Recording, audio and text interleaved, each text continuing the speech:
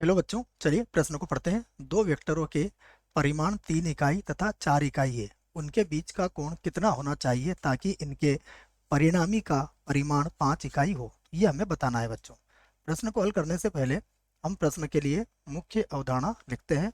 तो प्रश्न के लिए मुख्य अवधारणा, जिसकी सहायता से बच्चों हम इस प्रश्न को हल करेंगे। ठीक है, तो देखिए मुख्य अवधारणा में हम एक सूत्र लिखने वाले हैं, उसी की मदद यहाँ पर ली जाएगी। यदि हमें दो सदिश दिए जाते हैं, मान लो ए सदिश और बी सदिश, और हमें इनके परिणामी का परिमाण ज्ञात करना है, तो इसके लिए सूत्र क्या होता है? देखिए, इसके लिए सूत्र होता है सदिश ए के परिमाण का वर्ग सदिश बी के परिमाण का वर्ग प्लस होता है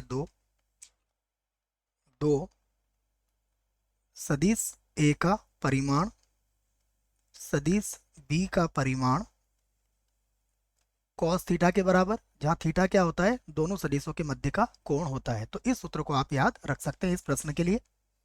अब हम इस प्रश्न को यहाँ से हल करेंगे। देखिए, तो यहाँ से इसको हल करते हैं और लिख लेते हैं, माना माना दो सदिश, या फिर वेक्टर है ना, जो भी आप बोलना चाहे। तो माना दो सदिश, सदिश ए तथा सदिश बी है, जिनके मध्य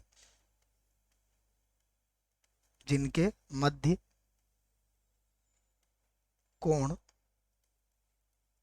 कोण थीटा है। ये हमने मान लिया है कि दो सदिश हमारे क्या है? ए सदिश तथा बी सदिश है, और उनके मध्य कोण क्या है? थीटा है। तो अब देखिएगा आपको क्या क्या दिया है। तो तब देखिए, सबसे पहले हमें क्या क्या दिया है? सदिश ए का परिमाण हमें दिया गया है 3 इकाई,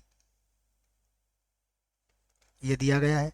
उसके बाद सदिश बी का परिमाण भी हमें दिया गया है, ये कितना है? 4 इकाई। उसके बाद सदिश ए प्लस सदिश बी, इसका परिमाण भी हमें दिया गया है, कितना? 5 इकाई। तो ये जो दिया गया है बच्चों, ये सभी मैंने लिख लिया है। अब हम जानते हैं,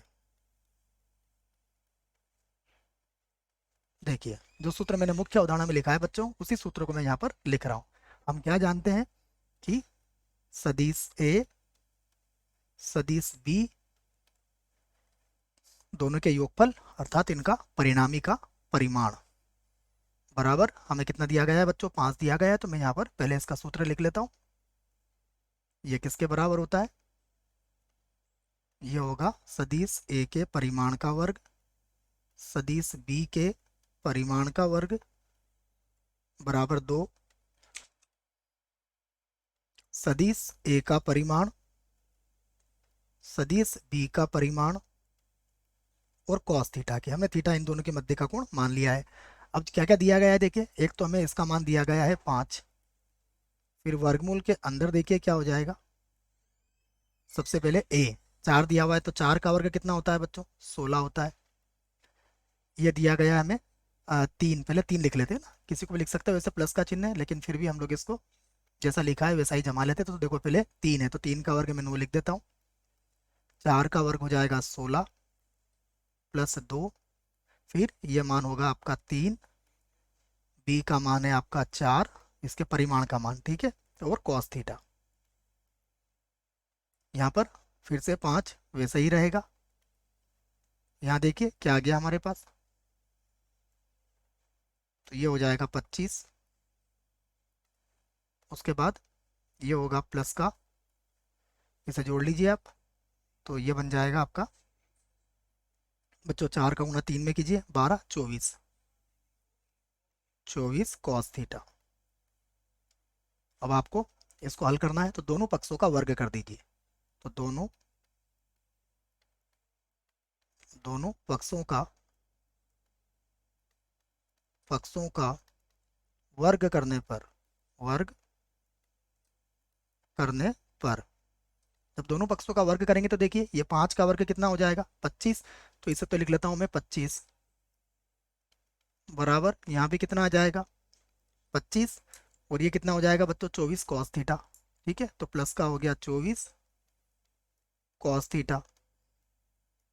यहाँ पर देखिए 25 से 25 तो हमारा कट जाएगा, तो क्या मिला हमें, हमें मिला 24 कॉस थीटा बराबर 0। 24 को भी 0 के बटे में ले जाइए आप, तो कॉस थीटा बराबर कितना आ गया 0। अब बताइए कॉस थीटा का मान 0 कब होता है, ये हमें याद होना चाहिए। तो हम लिख सकते हैं कॉस थीटा बराबर, ये होता है कॉस 90 डिग्री पर अर्थात पाई बटा 2 पर।